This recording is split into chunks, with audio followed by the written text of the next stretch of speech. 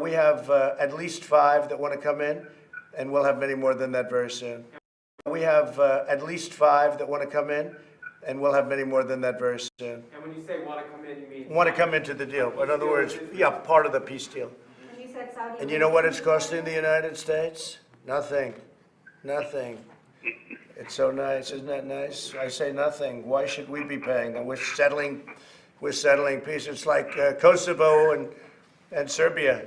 You look at what's happened there. We're doing a trade deal, Bibi, 2 trade deals, and they were killing each other all the time for 25 years, right? Much longer than that. I said, wait a minute, if we're doing trade with each country, why don't we just settle it up so you'd have to kill each other? And they were so happy, you know? They were so happy, so we settled the deal. We do a lot of things that people don't know about, fellas.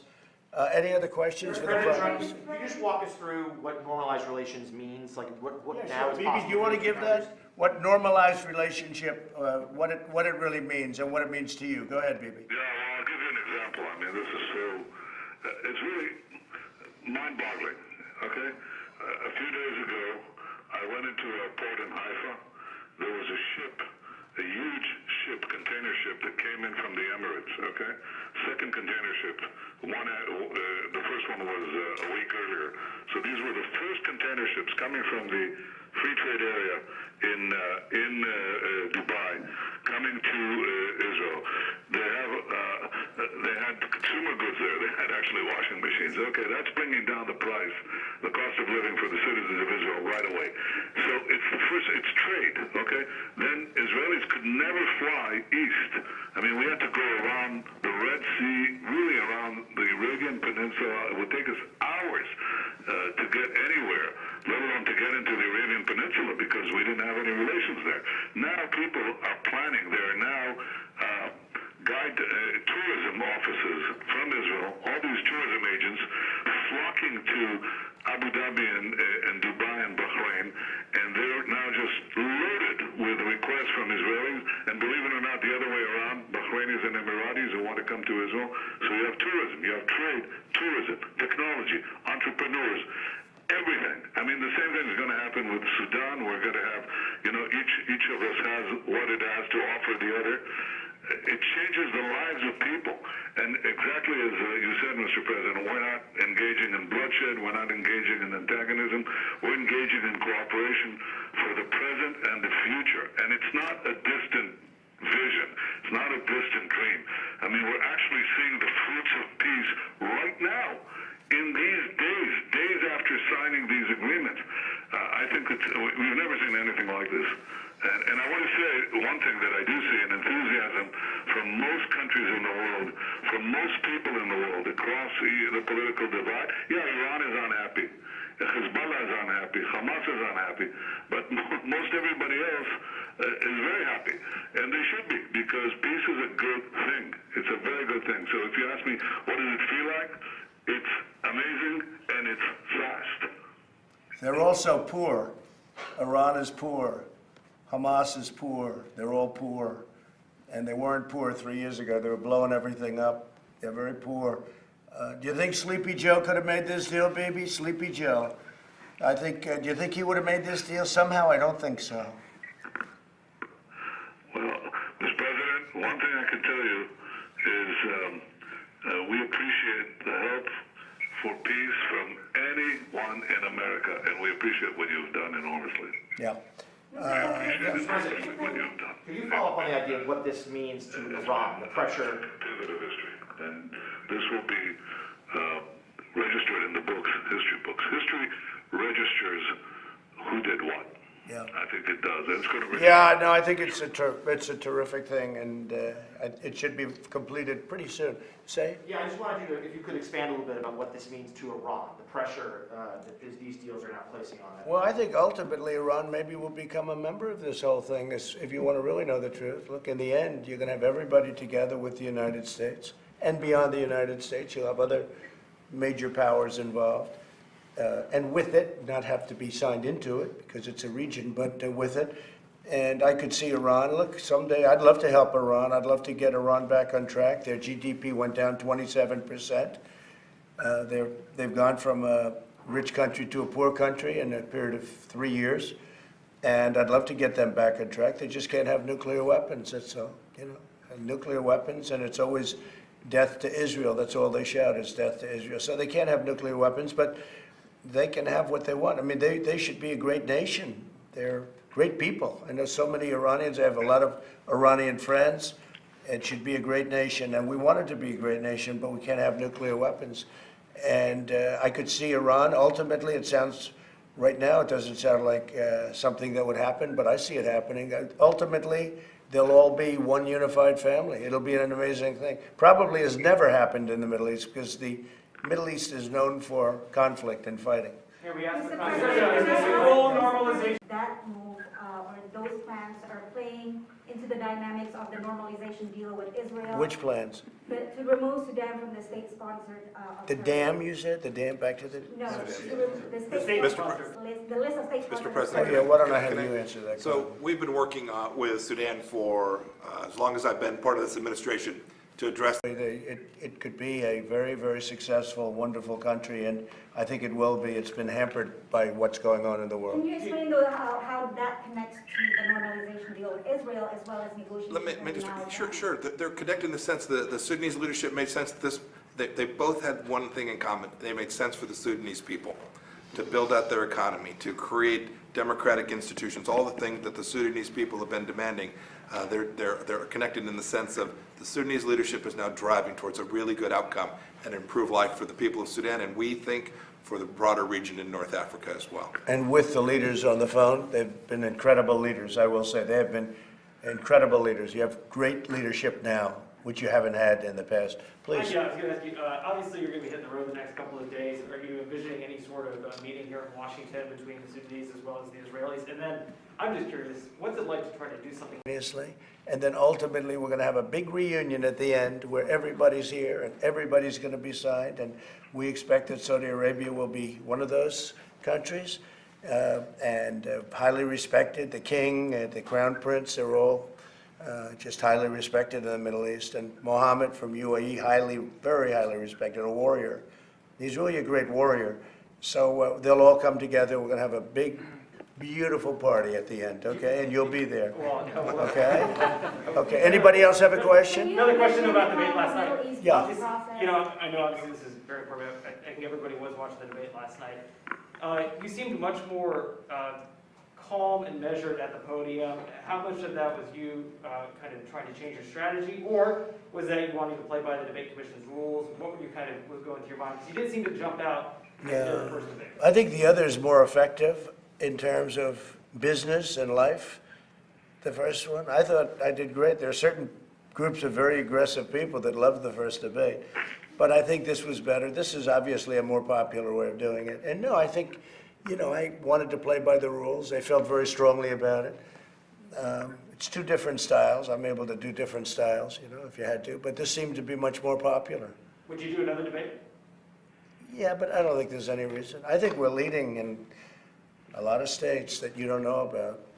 Your pollsters may be the worst there are, by the way. Do you stand by your statement that you take responsibility for the pandemic that you said last night, sir? I always take responsibility, and I've done a great job, and the people around me have done a great job, just like these people have done a great job. The pandemic people, what they've done for ventilators and for equipment and for stocking governors that had absolutely nothing. They had nothing on their shelves, and we stocked them. And those governors, if they're honest, they'll tell you we've done the best job they've ever seen. I've had governors say it's one of the best jobs they've ever seen anybody doing anything. What we did, we made a lot of governors look good. And there are a lot of good governors too, by the way. They did a good job, but they had nothing. They didn't have ventilators, they didn't have gowns, they didn't have masks or goggles or anything. And we got them, and think of it, ventilators are very tough. Not one person, with all of this going on, not one person who needed a ventilator didn't get it. And that's very untrue in other countries. In other countries, very few people were able to get. We're now supplying ventilators to many other countries because they're very hard to make. You know, they're very complex, very hard to make, very expensive. So, no, I think we've done a great job. Can I ask again, Secretary of the Secretary of the Nation offer an update on stimulus talks with Speaker Pelosi? I think we can, sure. I think we can. Go ahead, Steve, real The quick. President's been very clear in his instructions to me that if we can get the right deal, we're going to do that. We've been speaking to the Speaker. I would say we've offered compromises. The Speaker on a number of issues is still dug in. If she wants to compromise, there will be a deal.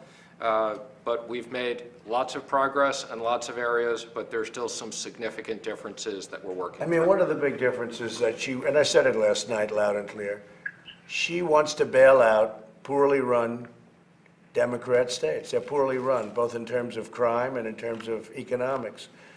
And we just don't want that. We want COVID-related. But she wants to bail out poorly run Democrat states, and that's a problem because you're talking about tremendous amounts of money, and we don't want to reward areas of our country who have not done a good job. And a lot of those areas have not done a good job on medical and COVID, frankly. If you look at New York and if you look at some others, it's been very rough. But we don't want to do that.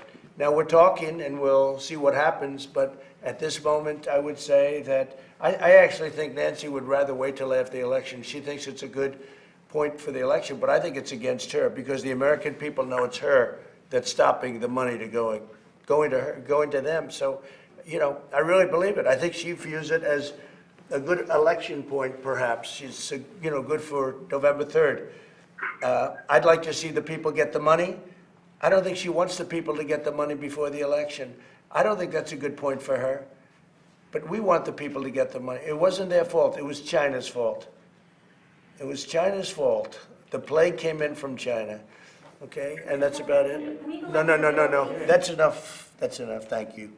4 questions is too many. With Armenia and Azerbaijan. Yes, we're talking about it. We're working with Armenia. We have a very good relationship with Armenia. They're very good people. They're so dedicated. They're incredible people, and we'll see what happens. Have you spoken to either leader in the last month? I don't want to say, but we will see what happens. I think really good progress is being made with respect to that. Armenia is, we have a lot of people living in this country from Armenia, originally from Armenia, and they're great people, and we're going to help them.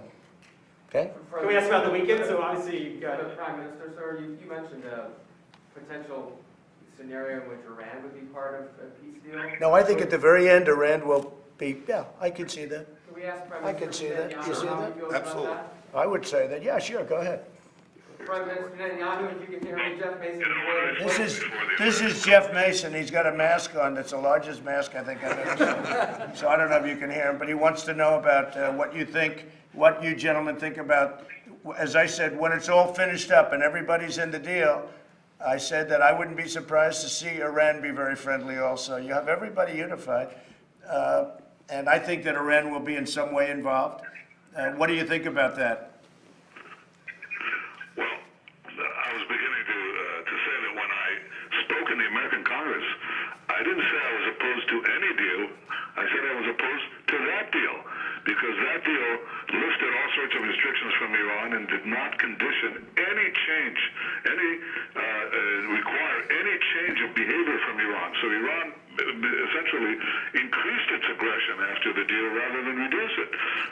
With ballistic missiles, with enrichment of uranium for atomic bombs, with all sorts of terrorism in the region. So I think that if a new deal is offered, and that's what I actually said when I spoke to the U.S. Congress, a different deal is offered, it would be welcome. I think that will only happen if Iran faces, I would say, faces strong opposition to its aggression of the kind that has been forwarded by you, Mr. President. I don't think if you're soft on Iran, you're not going to get peace with a deal. A better deal, a real deal, I think is something that no one will be opposed to. But so far, that's not been available.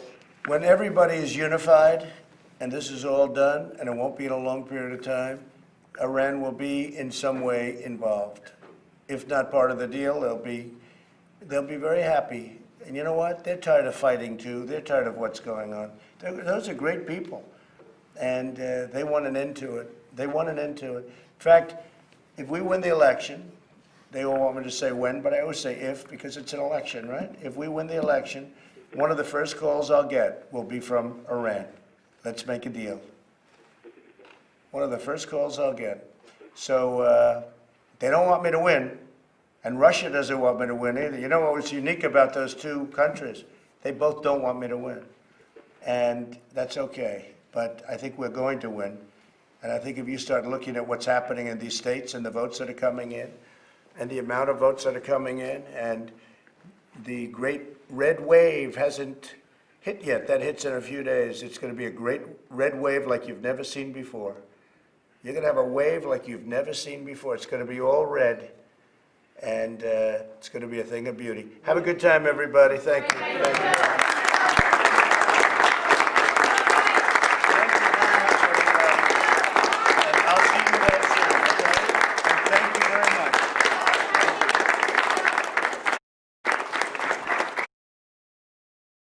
We have many, many more coming. We have, they're coming at us hot and heavy. In the coming weeks, they will meet to negotiate cooperation agreements. You saw that happen with UAE and Bahrain recently in agriculture, technology, aviation, migration, and other critical areas. This historic deal comes just a few weeks after the groundbreaking agreement between Israel and the United Arab Emirates, and Israel and Bahrain. That was very historic. That was a great day, a very historic day.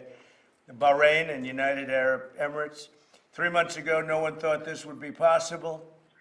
Even Bibi didn't know if this was going to be possible, Bibi, right? But now multiple Arab countries across two continents have made peace with Israel. And again, we have many lined up. They want to come in. They want to get the deal done. They all see it. No blood in the sand. I say no blood. This is one where there's been no blood in the sand. It was common sense. It should have been done this way a long time ago. It's a very special deal. For much of recent history, the people of Sudan were ruled over by brutal Islamic dictatorships. It was the home of Osama bin Laden, a place of terror, genocide, and many other tragedies. Today, great people of Sudan are in charge, and new democracy is taking root. And the two people I have just mentioned are highly respected leaders, highly, highly respected leaders. The Sudanese transitional government has demonstrated its commitment to combating terrorism, creating market economy, and developing the democratic institution that it's becoming. Today's deal builds on those commitments and marks a pivotal turning point in Sudan's history. This is, I would say, one of the great days in the history of Sudan. This is an incredible deal for Israel and Sudan. For decades, Sudan has been at a state of war with Israel. They have been in a state of war and boycotted Israeli goods. There was no relationship whatsoever. Today's peace agreement will enhance Israel's security and end Sudan's long isolation from the world because of what was taking place. It will unlock new opportunities for trade and commerce, education and research and cooperation and friendship for both peoples. I want to thank the leaders of Sudan. I want to thank you very much for being with us. And of course, Benjamin, for the incredible work you do constantly. We've had a tremendous relationship. There's never been a relationship where Israel and the United States were so close. And I would say a few years ago, there's probably never been a time when it was so far apart, so distant, if you want to know the truth. But this is a tremendous show of faith and courage and leadership, which has forged this agreement. The United States stands with all of you and all the nations that seek peace and cooperation. And again, we will be signing many nations over the next coming weeks and months, including some very big ones. It's very exciting, actually. It's peace in the Middle East without bloodshed. And it should have been done this way a long time ago. The Palestinians, by the way, if you ask about the Palestinians, they're wanting to do something. They've never seen anything like this. They're wanting to do something. I'm sure that will get done too. So I'd like to congratulate everybody on the phone. And I don't know if you have interpreters or if you needed the interpreters for that, but if you do, you can go forward, interpreters, if you need them. Mr. President, I am very pleased to speak with you, President Trump and Prime Minister Netanyahu. This call is indeed an indication that a new chapter in our history of Sudan and the rest of the world has just begun. I would like to start with expressing my thanks to President Trump for taking the decision of rescinding the designation of Sudan as a state sponsor of terrorism. This decision, the rescission of this designation of Sudan as a state sponsor of terrorism, will tremendously in fact, the economic situation in Sudan, as it paves the road for Sudan's integration, as you put it rightly, into the global economy. More importantly, it will help Sudan restore its rightful place as a tolerant, peace-loving country, as a nation we have never sponsored or supported terrorism. We very much look forward to building on this major development and establishing strong political and economic relations between our nation and the rest of the world. Thank you, President Trump. Thank you, Prime Minister Netanyahu, for the call and congratulations. I look forward to strengthening our collaboration for the benefit of our nation. Thank you so much. Well, thank you very much. It was beautifully stated, and I appreciate it. Bibi, would you like to say something? Well, I want to say that we are expanding the circle of peace so rapidly with your leadership, Mr. President, your able team. History in the making. Actually, we're all making history, from the Emirates to Bahrain, now with Sudan and other countries that are in line. I think that this truly changes the region. It changes the lives of all our peoples for the better. It allows us to focus on the task of building nations, building our future, building technology, agriculture, environment, health, everything. I think we can do it better together. And with your help, the help of the United States, the possibilities are infinite. We used to say in the Middle East, the sky's the limit, but now we don't even have that because the skies are limitless. We fly over Sudan, we fly over Saudi Arabia, we fly to Bahrain, we fly to the Emirates, everybody flies to us. It's just a new world, and I can't tell you how excited we are for cooperating with everyone, cooperating with Sudan to build the future, a better future for both of us. It's a glorious day for peace. I want to thank you again, Mr. President, for everything you're doing. Well, even the media is very excited about it. I mean, everybody is excited about it. It's an incredible thing. And again, as you know, B, because you're negotiating, talking to people, but they're falling into line. Everybody's going to be involved in this very shortly. I would say, well, who knows? I can't exactly put a date on, but within a very few number of months, everybody's going to be in this deal. And it's the way it should have been done a long time ago. We did it the opposite way, exactly the opposite way. And we took a lot of abuse from the people that were unable to make a deal for 40 years.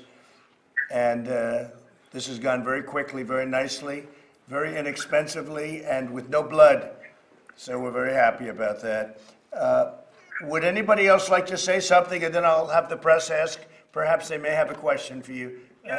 Please, go ahead, Prime Minister. Yes, I think the coming agreement will strengthen our relation and serve the interest of local and regional security and peace and stability. We are fully committed Prime Minister. to what This is is said Chairman in President. this joint statement. Thank you, Mr. President Trump. Thank you, Mr. Prime Minister Netanyahu. I'd like to thank you because you stood with us from the beginning until we reached this matter. Thank you for you and our good wishes to Mr. President Trump. Well, thank you very much. Mike Pompeo, would you say something? Secretary of State. Just this, Mr. President, this is a big day. I want to thank Prime Minister Netanyahu, Prime Minister Hamdok, Chairman Burhan for their hard work over the past months to get to a place which will increase peace and prosperity throughout not only